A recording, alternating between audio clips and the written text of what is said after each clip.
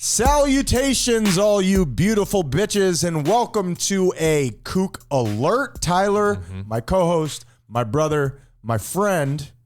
How are you today, man? I'm good, buddy. A little out of it, but gonna push through. What's the matter? And knock this. There's nothing the matter. I'm just out of it. I'm just learning this now. Why would you do this to me? I don't know. I'm sorry. It's fucked up. Yeah. Man. Well, you won't tell me what we're gonna talk about today, so I feel like this makes us even. Yeah, that's totally fair, and it's something you're going to be comfortable with, and it's something that I think that we could just kick around. Now, the reason that we do KOOK alerts very often is because the last time we did it, Tyler was going on vacation. Right now, and I'm sure all of you will be super pleased to hear this, I am at the very end. I am at the tipping point. I am at the, give me something else that works here. The acme. The culmination. Yeah. Of my yoga teacher training, and it has been a long time since I have been a student, and I still suck at it. I mean, not to take shots at myself, but I put everything off till the end. It's a very chaotic energy, and the biggest problem with it is it always tends to work out, which makes me feel like I should continue with this. What's your thoughts on that? Yeah, lesson learned, but the wrong kind of lessons. Yeah, last night we did our thing where we got up in front of the class and did 7 minutes of our sequence, and there's so many people in there that are more talented than I. There's so many people in there that are more of a yoga, I don't know, practitioner, personality, whatever. But I love being in front of people. So it's just, I got compliment after compliment, and it just made me think I will never put work in anything again. But that's neither here nor there. It's yoga with jazz hands. Hey, is that guy smoking a cigarette? Welcome to KOOK Alert, and what we do here is we break off a specific subject matter. Usually it has to do with something that is a little bit more ethereal, and we talk about it in a more serious context while trying to slip a dick joke in to keep all of our normal listeners appeased. So are you ready for it here, Tyler? Let's go. Tell me what we're going to be discussing today. Let's get into it. KOOK Alert! KOOK Alert! You can ease your mind, Tyler, because I'm going to keep it pretty basic. I'm going to keep it pretty simple. Not like that time that you embarrassed us with shadows. I mean, I'm still apologizing to people for that one. It's like you with yoga talk. Just constant apologies, left and right. Sorry about this, everyone. Sorry. He's just mad because I've been walking around in the pans in the house with the mammal toe and the whatnot and the wish whoosh. I became Bill Cosby then. Meditation, Tyler. Yeah. Meditation is what I would like to discuss today. Sorry, ladies and gentlemen. Is that that's a fair topic for KOOK Alert, right? Sure. We can talk about whatever we want. This is our show. We can discuss anything. I had never discussed that. Yeah. I had never considered that. That's what I meant to say. Yep. Meditation, Tyler, a buzzword of our time. All the rage. All the kids are doing it. And I believe the question is, what benefits do meditation actually have? And do we all innately in some way know that it's something that we should be doing? What's your take on just those two initial thoughts? Well, definitely no to the second one. I don't think it's innate in us to know that it's something we should be doing. There's a lot of people that would write it off and say that it's stupid and you're not actually doing anything. I would stop talking to that person. Okay, yeah, that is well within your right, but That's what yogis do. There's a lot, yeah. Cut We people brush out off people who don't agree with us vehemently. That's exactly right. Yeah. That's I believe that was Buddha's third teaching. That's it. Yeah, That's the third exactly. limb. Yeah, cut out that little bitch from your life. I got your third limb right here. What? I said we were going to try to slip in dick jokes whenever we could, Tyler. I didn't think that was a terrible one. Your third limb? Does that mean you're missing your legs? Oh, yeah, that's right. Oh, That's okay, right. got you. Tyler, That was a weird transition. I agree. Not my best work. We will clean that up in post. The answer is no. I don't think it's innate. I think there's a lot of people that wouldn't agree with it. But as to why we should do it, it really, quiets our mind. And if you are like us, you have a voice in your head. For us personally, at least one, a very negative voice that is constantly chirping. And, and a lot of people believe that is them, that's their voice, and not realizing that it's not. It's your ego. It's something separate. I guess maybe I framed the situation that way because it was innate to me. I know for me personally, and I've discussed it many times on this show, I grew up through a vein of narcissism, which is often brought on by your family dynamics and by your genetics and your family history and all of these different things. But even as a Ute, I recall very much looking up to, as a matter of fact, I had in my room posters of Bruce Lee and Jackie Chan, and I had all the VHS tapes of Drunken Master and Kung Fu and all these different things, where as a child, I respected the idea of the true warrior is someone who is in control of their mind. It's, you know, the what is it? The mind is mightier than what is it that I'm looking for? That you can, the inner warrior. The pen is mightier than the sword? That's it. Oh, excuse me. I wanted to talk about journalism. Got I you. apologize. Yeah. What did I say? I don't know. Something Sure. about Bruce Lee. Yeah, that's right. This guy thinks he's Bruce Lee. And Allergic to Advil. for me, he'll be fine. It was innate in me that there is something to be discovered inside of ourselves. Becoming a warrior, quote unquote, not a physical warrior, but just somebody who can withstand the trials and tribulations of everyday life. It is an inner foundation, not strengthening your muscles, not becoming, violent or controlling in that manner. So maybe I'm speaking through my own prism. Mm-hmm. Well, these people use fighting as a form of control. They're not looking to beat people up. They're doing it as a self-practice to improve their lives. Yeah. Well, and what I mean by that is battling not other people, but battling just what happens in the world. And I mean, if you really think about it, who's in control nowadays? Like if the police tell you to do something, you should probably do it. Fight the power. And the reason why is, if you get down to it, it's not about social laws, about anything. The true fact of the matter is the cops can beat you up. They can physically, if it comes down to it, make you do whatever they tell you to do, right? To a certain extent. I mean, there's certain things they can't force me to do. Such as? Let's see. They cannot take away my self-respect. Okay. They can't beat that out of me. They also cannot... Hold on. There's something That's else. fine. I like where your head's at. Yeah. No, it's pretty much a universal form of stop hitting yourself. Stop hitting yourself. Yeah. I'm not touching you. And they've got bulletproof vests, Sure. and they've got those asps, those long metal rods that they carry can just snakes around with beat you to a pulp with. Those things are awesome. And also deadly as fuck. I would love to give that to my inner warrior. Yeah. I want one of those. I can pretend to be Nightwing. Yeah. So the fact of the matter is that all of these external pressures, all of these physical things around us, it's almost, that's the deal. No matter what you do, you could put me in prison, you could put me in the hole. Is there anything deeper than the hole? Hell? A pit? Once the police officers have the opportunity to put us in hell, we're in serious trouble. Yeah. Man. But you cannot take away, you say self-respect, but there are people who can find peace, who can find happiness in the prison system. As a matter of fact, my breathwork teacher, the guy who is teaching me right now, learned and began his journey in the middle of one of the deepest, darkest prisons. Do you know this about Danny? I'm not speaking out of turn here. He said it openly to the class. You had talked to me about it. Yeah, right. for sure. Where sometimes the hardest, the most trying situations here on this planet lead you inside, lead you in an internal journey. Yeah, there is man, and I wish I could remember it specifically, but even people who went through the worst of the worst, there were people who went through the Holocaust and came out the other side and said they stole everything from me. They took everything from me, but they could not steal the way that I felt about myself. They couldn't steal my inner freedom. And I wish I could remember the quote Sure. exactly. But we get the gist. No matter the extreme of the situation, you can always go inward. Exactly. Yeah. And so that's the beginning. That is a very complicated and crag-filled walk into this conversation about meditation.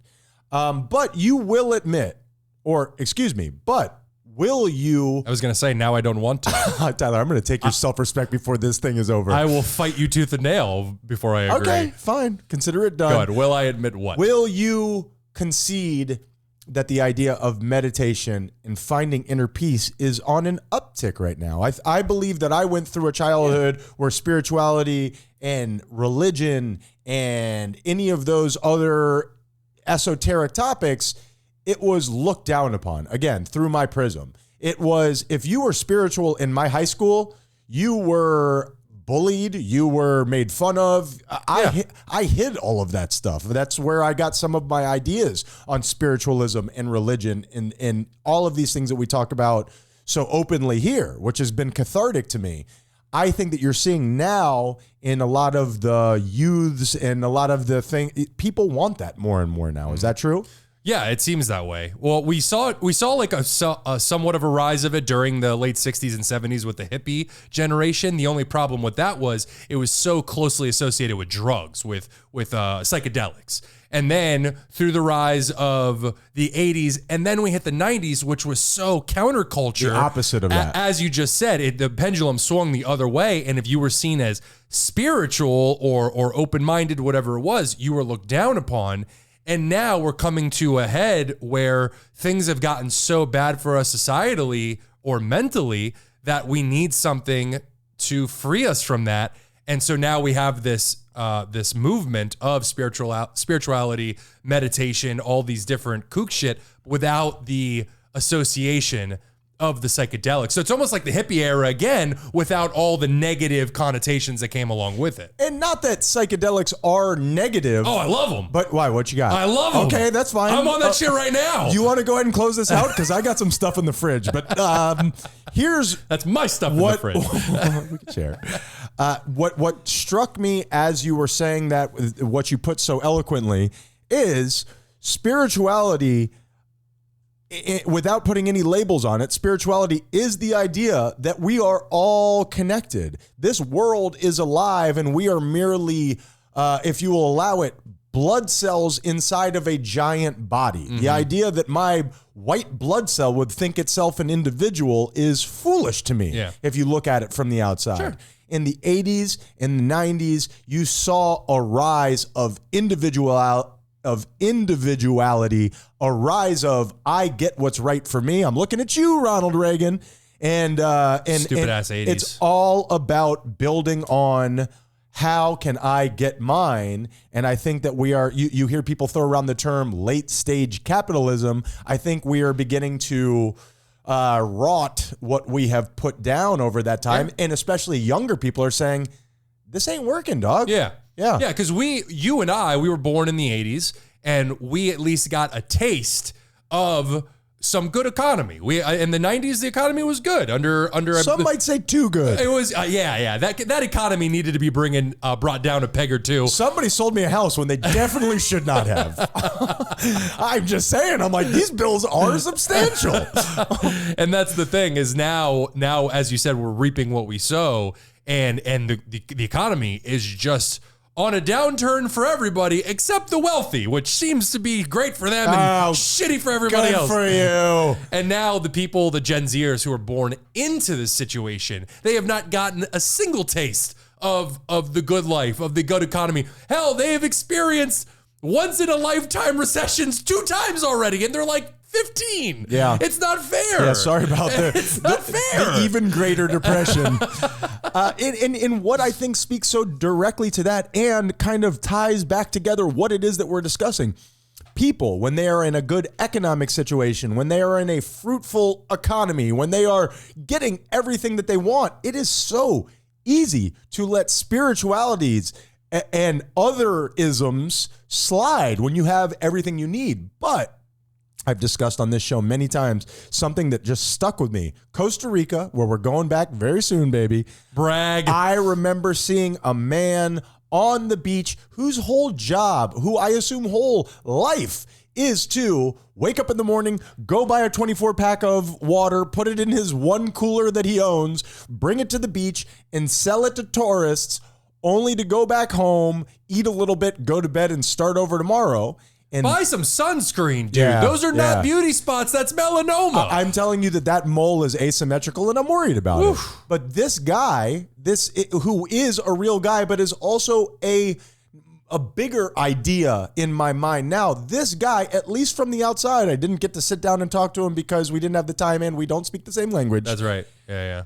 Seemed to be happier and more content than any day that I have ever lived on this planet. Very often, the people who seek spiritual enlightenment are the people with nothing. Yeah. Does that make sense? Simplicity is the way that it is. We're learning more and more. First of all, about that guy, I assume his name's Manuel. he seemed like a pro at his job. He was a pro. So my question is, where is he getting his own water? Because we all know pros don't take from their own stash. I was wondering how he Never was get high on your own supply. ever. Totally right. And we are learning more now more than ever that the more options that we have, the more unhappy we are. There's literal scientific backing behind. If we have too many options, it creates a negative impact in our mind of thinking, oh, did I choose the wrong one? And we get flustered with the whole idea. Thanks a lot, Tinder.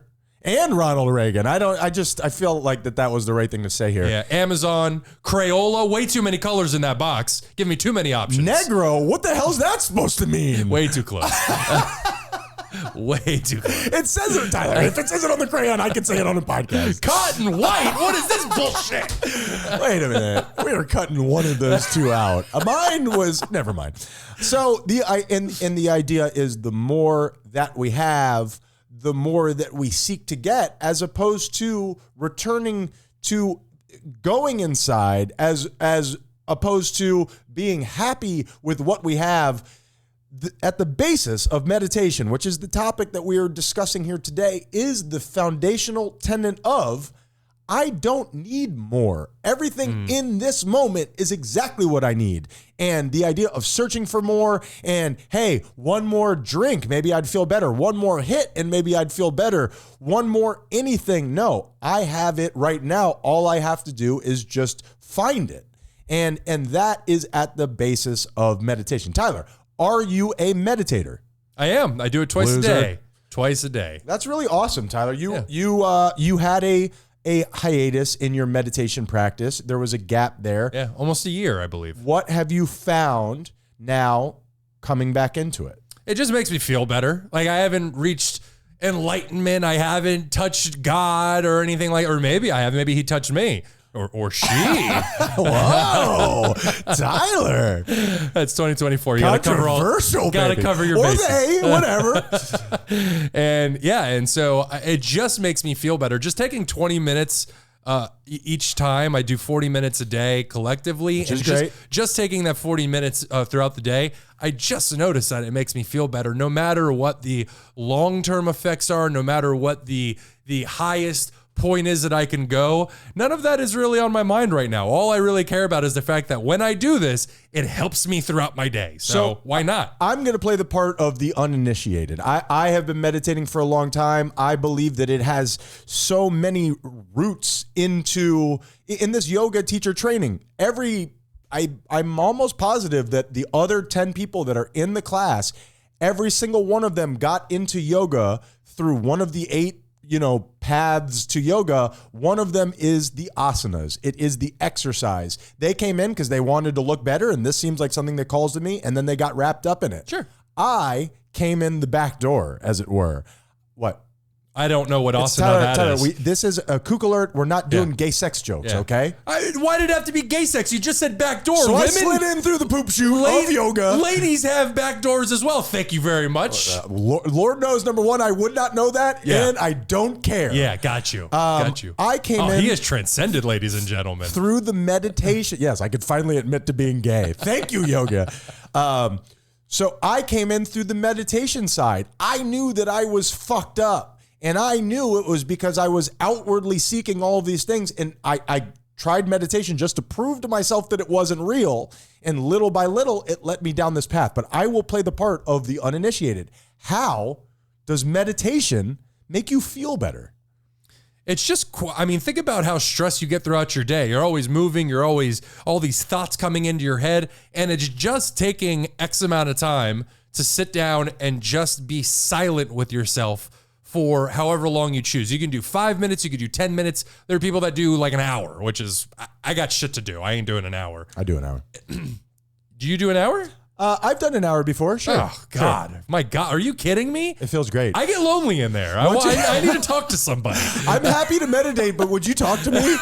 And it's just being quiet with yourself for 20 minutes. And it's like a mental spa, a moment in the spa for yourself where it's just absolutely being quiet and just allowing your thoughts to just leave, which is very nice. And it is not unlike the gym, where you go to the gym, you take a weight, you lift it one time, which is known as a rep. And in that one time, it splits apart your muscles, it tears your muscles, they heal up. That is now easier for you moving forward. Meditation is doing a rep of putting space in between your thoughts and your reactions. So you meditate, you have a thought and you want to do something to dispel that energy. Meditating teaches you to not to stop doing it, but put time in between those two things so that you can make the best decision moving forward. I think so often some of our worst times are in reaction to things. So if you could put more time with you, and if you're spiritual, adding some form of higher presence in there to help you make the best decisions that not only show who you truly are and who you want to be, but also you have some integrity where you can react to things, or maybe not even react, you can act on things that have happened in a way that you feel like resembles most who you are or who you are trying to become. Or not act. It's we act based on our emotions, and the whole training is you don't need to give in to those emotions and act in a way that you would regret. Which is a reaction, is it not? Well, I just mean taking an action. I obviously, we have emotions. There is no stopping emotions. That's death. But which we do not recommend. No, not for you. Don't kill, but when you do.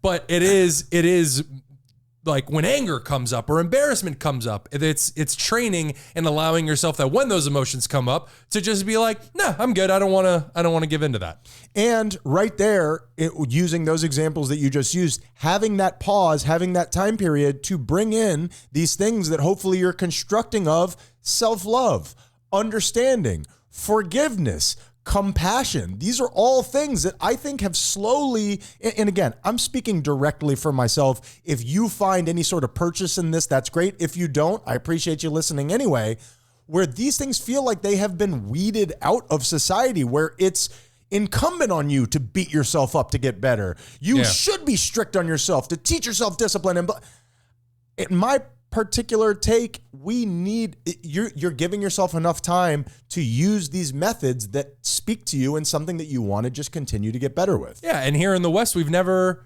had these kind of this practice before.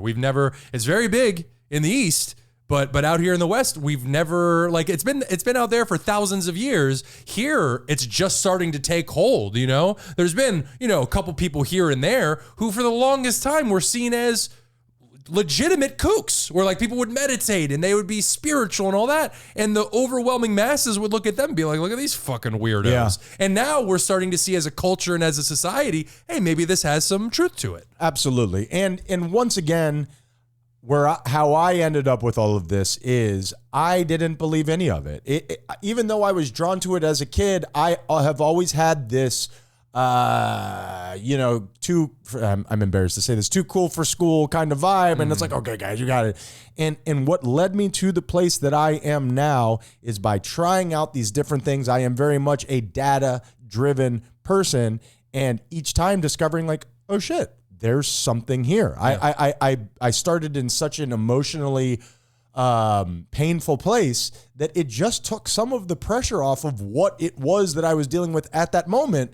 And then slowly I realized more and more, hey, this is a long-term solution.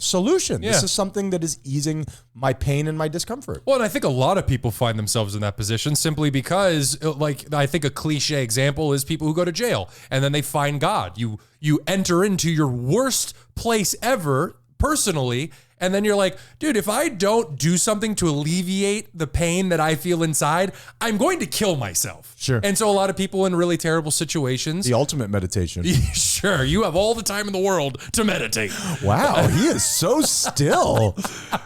And that's the thing is you find yourself in these really bad positions, and a lot of people do take their own lives. That's why suicide is such a serious problem these days, and it's actually on the rise right now, especially with young men. It's a stressful time. Who are, but it's just the way that we're teaching men. Men, there are studies being done right now that are saying that men have never in as long as we've been studying this kind of shit, felt more lonely and isolated than they do right now with the rise of technology and social media. Young men are hiding themselves away in their home. I'm fucking one of them. Sure. And I'm trying to branch out. Wait. You're fucking one of them. Yeah. I am a fucking one of them. Okay. I'm not banging. Just because if I was banging one of those lonely young men, they wouldn't be lonely anymore. That's exactly. It's a two-pronged system. I can save lives. Dick meditation, Tyler. Dick meditation. I can save young. Well, I should stop saying young men. Yeah, definitely old enough men. Sure. I can save them. You're hopefully 18-year-old. Yes, that is what you're saying is what technology. Is it too broad of a paintbrush to say the antithesis of some of these things? Some technology, not all, obviously. Yeah, because you could use, I guess, social media to connect to some of these ideas. There is meditation and spiritualism on that, but it feels like it leads you away from it. Yeah, agreed. But it's just extreme. Any extreme is bad. You can use social media and, as you said, connect with your friends, but setting up real life events would be very positive. The problem is with social media, and I speak from experience, it's used at such an extreme that now it has substituted real life interactions for digital ones. And you can't get the same kind of endorphins and dopamine and all these healthy chemicals. It is not the same. Of course not. It's addictive chemicals, which are not good for you in large amounts. I saw somewhere, and I know that this is just bandied about all the time, but somewhere around like where young kids screen time now is over 5 hours a day. Oof. Which is devastating. Yeah. I mean, I'm not saying anything that people don't know. Devastating. And so one other thing, and this is my own personal kook alert idea. Meditation also, when you're sitting on the floor and you are, or wherever you're sitting, but you're keeping a straight back and you're pushing down with your sits bones and you're opening up your chest and you're aligning your body in a meditative posture, you are building all these little tiny muscles and fibers inside your body. You are strengthening these things that we're losing over time in a way that, again, my own kook theory, you are setting the body into an optimum level for transferring blood, transferring oxygen, moving energy, if you will allow it. You are teaching your body not just a mental thing, but you're also aligning your body to be used in the optimum way. What do you think about that? Yeah, I believe it. Yeah. I mean, I don't know the science behind it, the medical science, but it makes sense to me. And that idea of yoga, where my thoughts on yoga, which is just the physical expression of meditation in the way that I see it. You are not, a lot of people think of yoga of, okay, you just put me in a ridiculous position that I will never be in my whole entire life, and you just leave me there, which it is that. But it is not just the idea of putting your body into the most painful positions that you could think of. It is the idea of putting your body into the most painful positions that you can think of and learning to breathe calmly through it. And if you are a trained professional, smiling. And how that translates to the outside world is when you're in the biggest amounts of stress. Yeah. When you're in the craziest positions societally, personally, relationship-wise, learning to breathe through it, learning to smile, and changing your prism of how you perceive it. Yeah. Yeah, I would add a what do they call those? I would add a What are you doing with your hand? I would add a little. You throwing a baseball? Or? I'd like to add a little caveat to what you said. I got it. Addendum? Sure, whatever works for you. You don't want to, for me personally, you don't want to start in that position though. Somebody who's starting in meditation, to start at that totally rigid point, it's very painful for a lot of people. They're not used to it. And so you're not really going to get any of the benefits of meditation if you start in a painful position. So much as you said, and it's one of my favorite analogies, like going to the gym. You don't start at 500 pounds. You start light. When you first start meditating like I did, start in a comfortable position. Put your back up against something. If you want, put your legs out and just sit with yourself quietly, and you can then slowly work your way up to, yogi level status. And I have an addendum to your addendum. Ooh, double addendum. I could not agree more. And that's what I mean by optimizing the body. If you started in this position that we're talking about, you wouldn't need it. It is when I first started meditating, I could not stay with a flat back for 2 minutes. Yeah. I went on the side of mom's house and leaned up against the wall and built myself up. And I'm a physically fit guy. I think I'm in pretty good health physically, mentally, depends upon who you ask. We're working on it. I have found so many places in my body that I really struggle with, and my body awareness internally is so much less than I had possibly considered. And it's all about that growth. It's just like going to the gym. You don't go to the gym and start putting up 500 pounds on the bench press. Oh, yeah. We are all growing. We are all learning. And this experience of learning and being a student goes on until literally the minute that you are dying. There is no such thing as finishing. So good addendum to you, good addendum to me, and good addendum to you, sir. Oh, good addendum to you, sir. I said good addendum to you, sir. So that's what else you got on meditation, Tyler? The last two thoughts that I have on the subject are, first, I would like, first of all, and this is a very common belief about meditation. So to the 14 people that have made it this far, thank you for listening. Why do you say that? I'm just making a joke. Why would you say that? This is good stuff. I think we're doing great right now. Well, now you made me feel bad about my joke. I got an addendum. You're a dick. Third addendum. First of all, meditation, a lot of people, what you hear people say about the subject is, I don't know how to turn my brain off, or I don't know how to silence my thoughts. Well, there's something wrong with you. Yeah. No, I don't know how to stop my thoughts. First and foremost, meditation is not about stopping your thoughts in the least. If you've stopped your thoughts, again, you're dead. The ultimate meditate. Oh, wait. Yeah. Something about, looking how still he is and all that. It's not about stopping your thoughts. It's just being okay with your thoughts. Whenever any thought pops up, no matter the stress of the day, the thing you got to do later, or even one of those truly terrible, intrusive thoughts that tell you to kick that baby. Yeah, do some really terrible stuff. It's just, instead of trying to resist it and push it back down and just going, oh, okay, whatever, just being all right with it and just observing it.